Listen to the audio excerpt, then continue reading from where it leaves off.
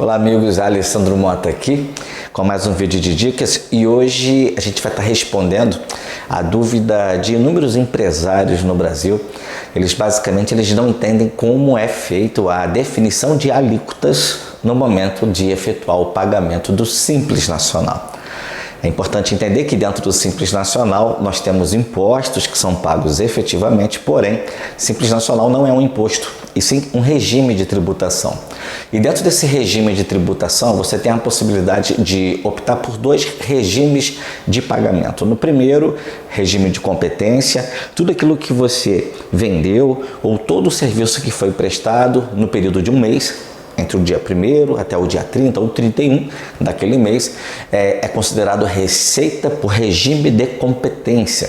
Existe ainda a possibilidade de você efetuar a opção pelo regime de fluxo de caixa. Regime de caixa, e dentro do regime de caixa tem-se a base de cálculo para pagamento do imposto daquilo que efetivamente você recebeu entre o dia 1º e o dia 30 de cada mês.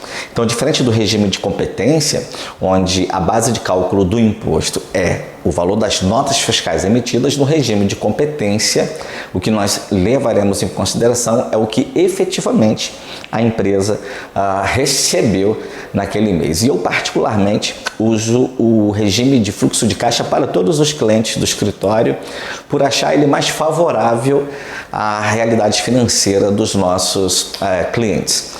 Ok? Agora, partindo para o tema do vídeo, hoje iremos entender como é feito o cálculo das alíquotas do Simples Nacional.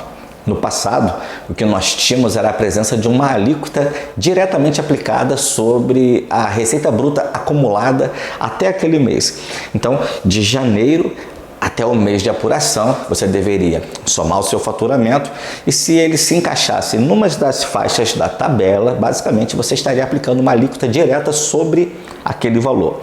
O que nós temos hoje é a presença da alíquota efetiva, tá? E quando se fala de alíquota efetiva, a gente fala de variáveis que são importantes no momento de definir a alíquota efetiva. Então, a primeira variável que você precisa saber é qual anexo que a sua atividade preponderante se encaixa dentro dos anexos 1, 2, 3, 4 ou 5, enfim. Qual anexo que a sua empresa está? Você precisa saber qual é o anexo. Se for uma empresa da atividade de comércio, por exemplo, anexo 1. Empresas da atividade de serviço, anexo 3. Você precisa definir qual o anexo que você está. Sabendo qual é o anexo, você vai até a tabela, que é a tabela onde você vai estar aplicando a alíquota da tabela para definir a alíquota efetiva, tá? E a segunda variável importante é saber qual é a receita bruta total dos últimos 12 meses, não do último ano, mas dos últimos 12 meses efetivamente. Então você vai ter acesso à receita bruta mês a mês, referente aos últimos 12 meses. Nota-se, por exemplo, que a receita bruta, por exemplo, do mês de agosto, ela vai me referenciar a um período de 12 meses até agosto. Porém, se eu estou no mês de setembro, por exemplo, eu vou sempre considerar de setembro para trás os últimos 12 meses. Outubro para trás, os últimos 12 meses. Tá? Dezembro para trás, os últimos 12 meses. E não o último ano, o último exercício. Ok até aqui? Então, a partir do momento que você sabe qual o valor da sua receita bruta total dos últimos 12 meses e você já sabe qual é o seu anexo, basta que você aplique a fórmula que está na parte de baixo desse vídeo. Então, na parte de baixo desse vídeo eu vou deixar uma fórmula matemática que você deverá estar utilizando para definir a alíquota efetiva daquele mês. Alessandro, a alíquota ela pode variar mês a mês? Sim, tanto para mais quanto para menos, tá?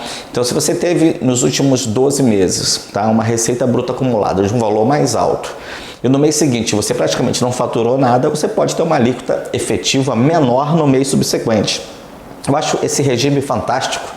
Eu acho essa nova sistemática do governo incrível, porque ela traz mais realidade para a empresa, diferente do que era aplicado no passado, que eles pegavam lá um passado onde a empresa teve muito faturamento e definia a alíquota baseada naquela faixa de receita acumulada.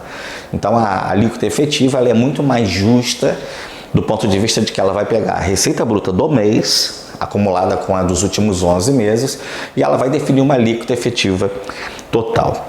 Eu espero ter sido objetivo com essa informação e ter conseguido trazer clareza mental para você, empresário, para que você possa entender melhor como é feito o cálculo da alíquota efetiva total. A tabela está na parte de baixo do vídeo, maiores informações na parte de baixo do vídeo. E se precisar falar comigo sobre qualquer tema relativo a esse assunto, eu atendo pelo WhatsApp. Meu WhatsApp também está na parte de baixo do vídeo e nós nos vemos no próximo conteúdo. Falou!